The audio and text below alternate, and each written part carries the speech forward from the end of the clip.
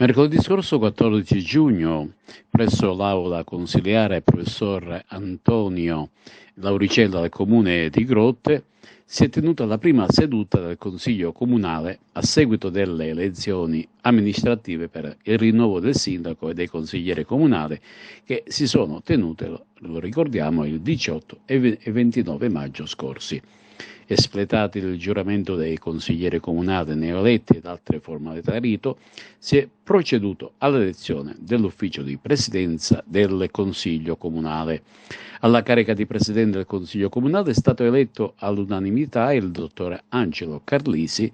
che alla recente elezione comunale di Grotte, candidato nella lista Grotte nel Cuore, collegata al sindaco Alfonso Provvidenza, è risultato il primo degli eletti al Consiglio Comunale, riportando 724 voti di preferenza personale.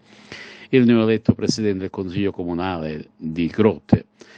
è laureato in economia ed amministrazione aziendale ed anche funzionario amministrativo presso l'azienda sanitaria provinciale di Caltanissetta